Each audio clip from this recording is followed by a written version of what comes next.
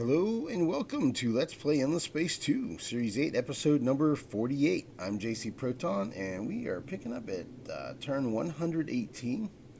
We are playing a standard faction of the Unfallen on Endless difficulty in a normal speed game. In this turn, we are going to be fighting Cravers. We're going to actually be fighting main fleet here. So we have two fleets inbound here, and we're going to be hitting it FAD, and then this fleet will arrive here, and we'll see what happens with the fight at FAD. I'm guessing they're going to want to retreat because the Craver Fleet is outgunned by a lot by my fleet. There's going to be that. We'll have a scrap here at FAD. They'll probably retreat, and then depending where they go, I'll have my other fleet pursue them. Because when this... I could... yeah, that's also an option. I could have this fleet come in here. Because whenever we go there, because Cravers are guarding, our fleet's movement will be ended. So, could do that. Could do something like that. So anyway, we're going to attack here at FAD, just a fleet battle. The objective here is going to be to start taking down the Craver battle fleets. And we're going to still continue to chip away at the civilian shipping, the food shipping. So that's the main thing that's going to be happening. We have entwined ships that have finished up here at Lisath and Nis, and they're going to keep heading across. We have another Vine fleet heading up here to Wardan, and then it's going to Delphinus and this cloud out here. So the asteroid field. So we're gonna just keep trucking across there. We have some excuse me. We have some fleets on the way. Some like more siege fleets and some siege fleets and some fleets of thorns. Right now we are cranking out a bunch of Empire influence. We're almost done with War as Hobby. Then we're going to do hyperfield generators. And that will give us 3 here. And then we'll switch it up and do Wealth of the Endless, and we'll do Might of the Endless, and we'll do the Power of the Endless. And here's what I'm thinking. Because of the entwining that's happening here, we're still... Horatio is sneaky towards me because we're in this peace agreement, but he's not happy with the Vines, right? However, there's a threat that's going on. There's the threat from the Cravers, and there's the threat from the Vodiani to that alliance, right? I've seen in past games where people were other factions that I had peace with remained peaceful and friendly with me until I got rid of the Cravers. And once the Cravers were just about eliminated, all of a sudden they went from being really buddies, from being really chummy, to being really belligerent. And I've seen that happen. So like as soon as like right now the Cravers are a threat to the alliance here for the Lumeris and the Riftborn, right? And to a small extent, the Horatio. And the Vodiani, in orange here, are a threat to the Riftborn and to a small extent the Sophons. So as long as those guys exist, as long as you've got the Vodiani and especially the Cravers being dangerous, then I'm not the biggest threat. But if I weaken, say, the Cravers too much, then all of a sudden I'm the biggest threat, and then they're going to turn on me. That whole alliance will turn on me. So I feel like I need to keep the Cravers around to try to do the influence conversion. To do influence conversion, I need to complete research on this tech right here, supra light content, and it will allow me to do influence conversion. I've never been. I think in the entire time I've played this game for years, right, since it came out. So I think it was 2017 or something like that. I think I've done influence conversion successfully on a handful of systems ever, because I guess what ends up happening is whenever you start doing influence conversion, when whoever it is that you're going to take the system from their point of view, it's like, okay, well, this person, this faction is either going is taking my systems away from me. So whether I'm losing them from a influence conversion or they're invading me, either way, I'm losing the system. So I might as well just be at war with them, because if I declare war, then that stops the influence conversion. Excuse me. So what ends up happening in the past is whenever I try to do influence conversion, that faction just declares war, and that blocks the influence conversion, and then I just invade normally, militarily. So I guess it would have to be a situation, in order to do influence conversion, it needs to be a situation where they are so strongly not wanting to be at war with you that they would prefer you convert their systems away from them via pacific conversion instead of being at war with you. So they have to already be like between a rock and a hard place or something. So that again is telling me let's leave the Cravers around. Let's smash these fleets just to weaken them, and so they're not a threat to my ships that are picking away at their civilian fleet shipping food populations. But I think maybe I need to not just come in here and just conquer all these Craver systems right now. I think maybe what's happening is I think maybe the better course of action. So I'm thinking that over. Also, since Cravers do deplete planets, and I know the Horatio had the sowers, I'm hoping that they have some sowers left somewhere in here, so that I'll have sowers available to put onto the systems that I take from the Cravers, so that they can be replenished. So there's also that. So I guess I want to do this super light conversion, but I want to wait to do it until after I've taken out these 3 Craver fleets. So once I've done that, then I'm going to start the influence conversion, Pacific conversion with influence. We'll see how that goes. We'll see if Horatio immediately declares war or if he takes time. And we'll see how expensive it is in influence, because I don't even remember. How expensive in influence do I have to pay to do the conversion? And then based on that, I'll find out, do I need to keep cranking out massive amounts of influence like I currently am, 12,000 per turn net, after my law upkeep of 4,200? Excuse me. Or not. If I don't need that much influence, then I can go ahead and build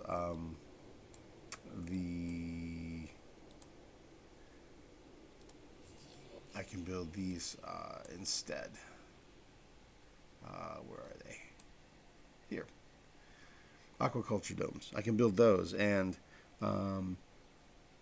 extra 3 food per pop and an extra 3 more food per pop if it's a fertile planet, which we're terraforming everything we can into fertile planets, because that teams up with Super Biofuel Factory, and just about all of our systems are at max, or just about at max population. They're within a handful of populations of being maxed out, So you see I'm building super biofuel factories all over the place. Whole bunch of them. So, you know, these, when I have those built, then this industry number is going to be increased by whatever the amount is of this food. So we're going to get a big boost to industry when we do that. Excuse me. So industry's about to pick up quite a bit. So that'll be preparation for the war. So anyway, that's what's going on in my brain. Still got trade route stuff bouncing around in here as well. We'll see what happens. That won't be resolved until we have acquired the systems, converted them or invaded them or whatever, which would be potentially building a subsidiary at CC, a subsidiary at Rukbat or Warden, and a subsidiary over at Electra. And the ones that I would be taking down, dismantling subsidiaries to make room for those three, would be potentially the one here at BJ, maybe the one here at BK. Both of those are deciduous trees, and maybe one at Rhea, potentially. I was thinking I might do it from BH, but probably not. Probably not, because I probably want to hang on to that dust water. We'll see. And I may not even move this headquarters that I have. I was thinking about moving the trade headquarters that I have at AE over to BR, but the more I'm looking at it, the more I'm thinking I won't probably need to do that. So let's just rock on through these messages, and then we'll get the battles going. Okay, so we'll move our entwining here. This one goes to here, and this fine ship fleet goes to here. And you know what? We'll just move all our fleets.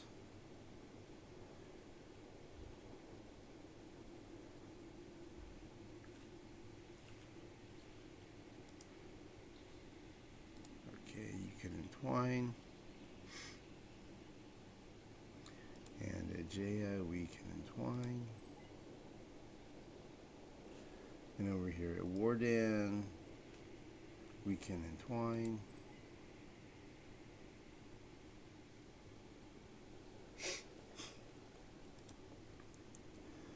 So at Sealam will be done entwining in one turn, and one turn at Jaya, and one turn at Warden.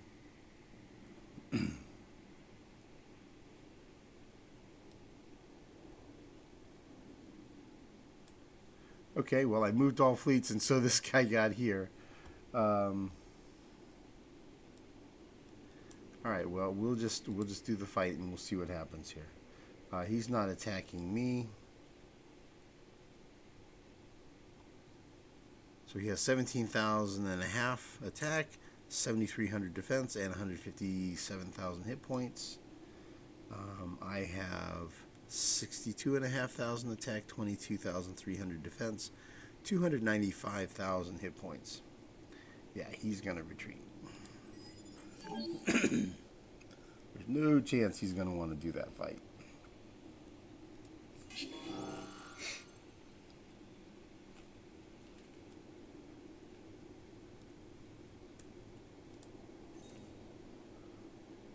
But just in case he does and he loses his mind or whatever, we'll go ahead and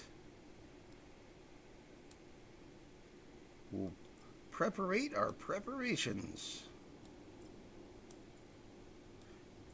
Yeah, we'll do repair and recover. Excuse me.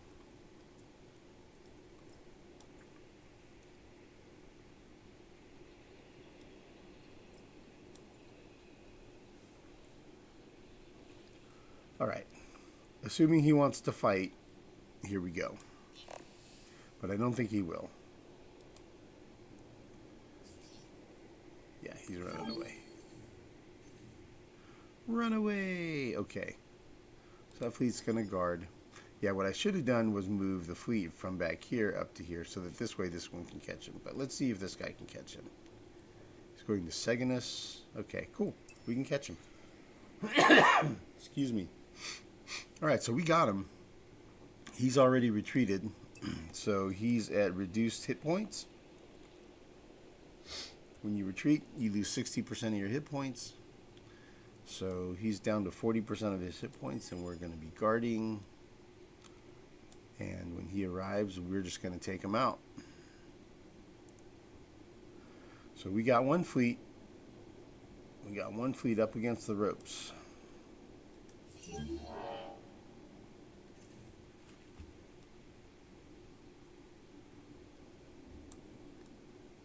Alright, let's just go ahead and get all these attacks out of the way.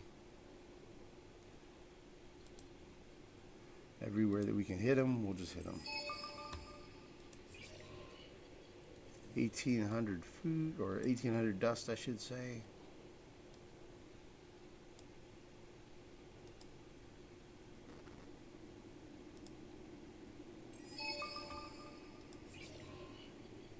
Cool, another 900 dust.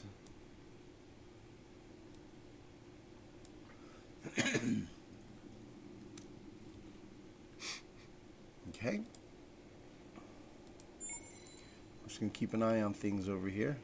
See, throwing that probe out there let us spot this guy coming on the way in here. That's good. You keep an eye on him. You keep an eye down here.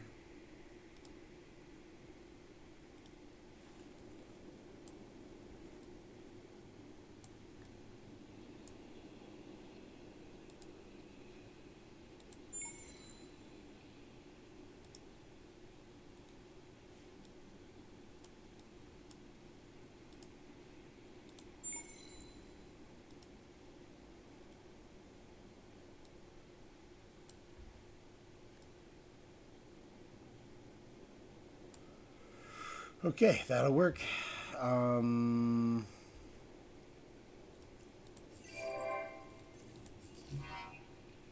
have a new battle tactics set. Not really sure what I want to use that for that.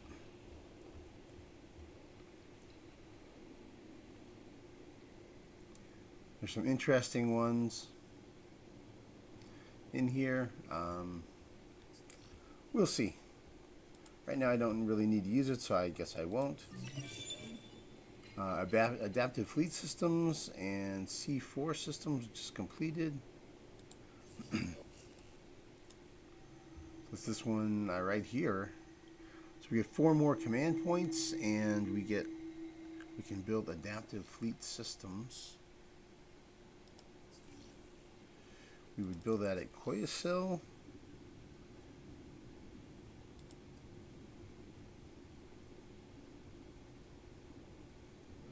Adaptive fleet system requires 50 orichalcics. Okay. Probably hiding some orichalcics in here somewhere. There's some.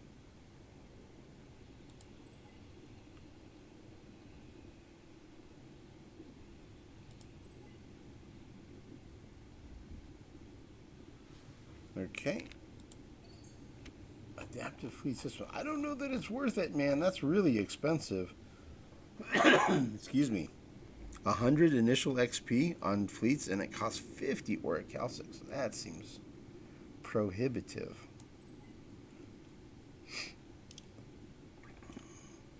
But you know, I'm only building it once, so I guess it's okay, maybe.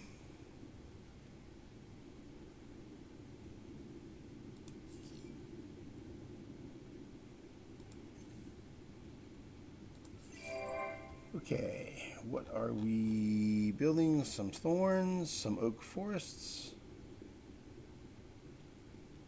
some microwave pipes, a little bit of terraforming, some planetary defenses, which is giving us industry because of SimCamp, boosting up resource generation. excuse me, or strategic strategic resource generation over on CE. So we're increasing our quadrinix harvesting. All right, so I'll handle the rest of that off camera. Populations grew. You see, there's many places. There's a few that are not nearly maxed out, and so those are places that are receiving shipments of population. So they will quickly be maxed out. You can see these systems are just about tip top.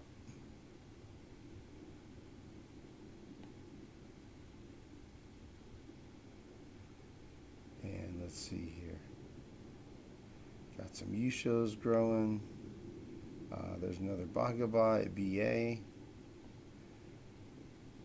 Just about have everything spread everywhere, all the way down to not the Eiders or the Lumeris, but the Bwahahahaha we have just about everywhere.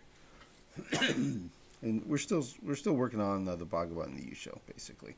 Epistus we pretty much have everywhere at this point. Lumeris boost ended, so I'll have to reboost that off camera. Haven't you learned anything while spinning in our orbit? Oh, they're getting sneaky with me. Don't take it easy. Don't take it personal, but you're looking like easy pickings right now. Wow. Okay, yeah. See, they're starting to get a little chippy with me now. He wants a truce for 200 red sang. 200 red sang. What is that worth? If I were to sell 200 red sang, that's worth 84,000 dust. That's a pretty good amount. I mean, that's like 8-9 turns worth.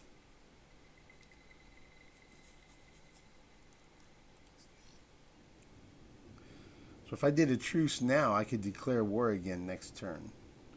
So that's probably what I'm going to do. I'll probably wait to do it. I'll probably do it off camera. I don't know.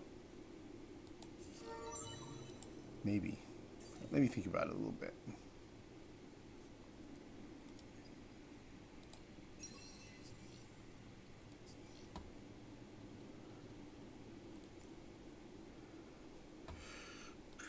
Let's see. Ship movements. What do we have left? Siege. Yeah, this is what I was talking about. We have 30 thorns, 30 siege, some more thorns, some more siege.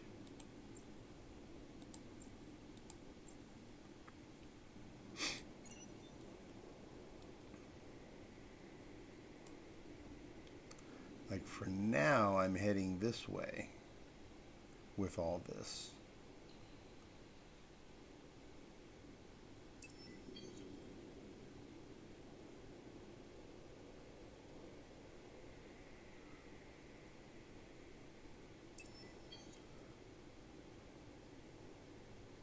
We'll see.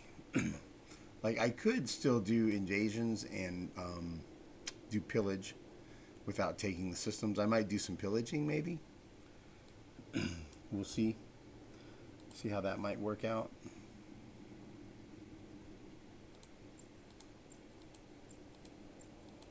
A whole bunch of individual thorn ships.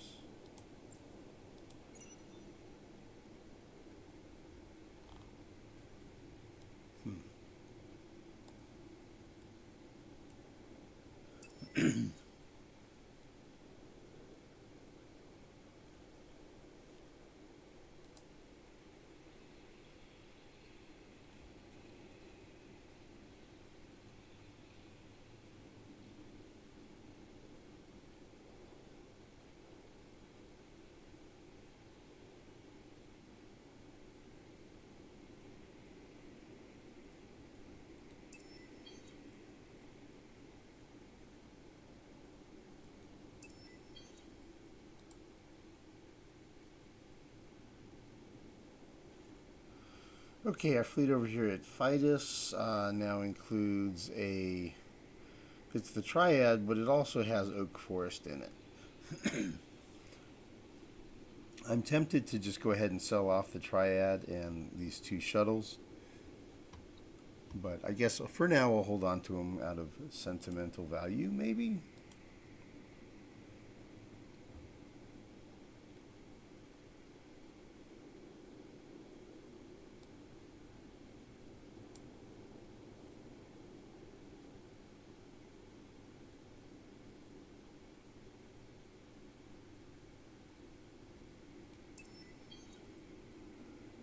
Okay.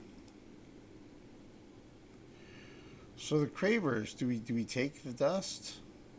Or I mean take the red sang? I guess so.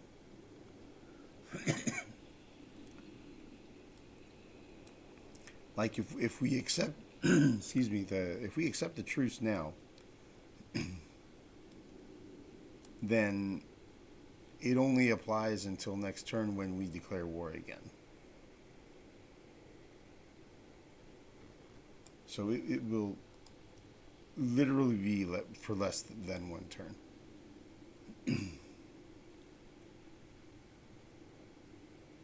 So I guess so.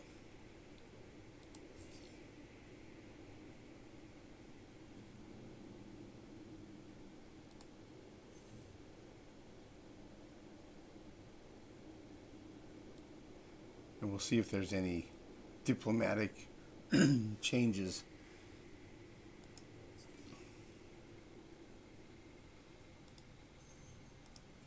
So the Cravers are a Cold War with everyone. United Empire is gone. Fudiani are at war with the Alliance of 4. And the Alliance are at war with Fudiani. Peace with me and Cold War with Cravers for now. Okay, well, I think that's it for the turn. Like I said, I'll do this stuff off camera. I'll boost the Lumeris, I'll move my pops around, and I'll update my system build queues. The other thing I would do, I guess I still have fleets to move here. Let's take a look at what I have in the system build queues. So we built a Thorn. Another one. Yeah, we're mostly focusing on these biofuel factories right now. There's one Oak Forest that came out at 8K.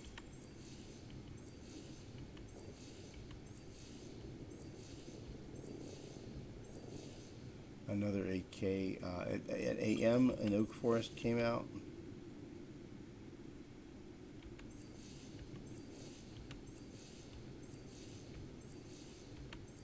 Okay, and I think that's about it. Everything else is small potatoes at this point.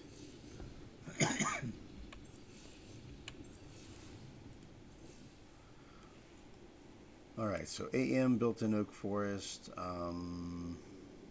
and AK built in Oak Forest. So we'll move those up here.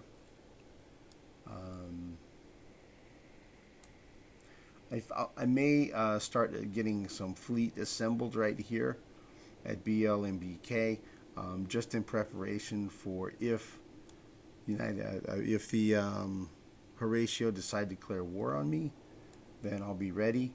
I've got some fleet moving up to here to Tylus, just to get them in position in case it turns out that we have to fight a war. Then I'll have some military fleet up on this side, and I'll pull these two fast hero-led admiral type fleets back from Craver space over here to Horatio if we end up in war, and that way we'll have nice big beefy fleets, and we'll be ready to fight up here.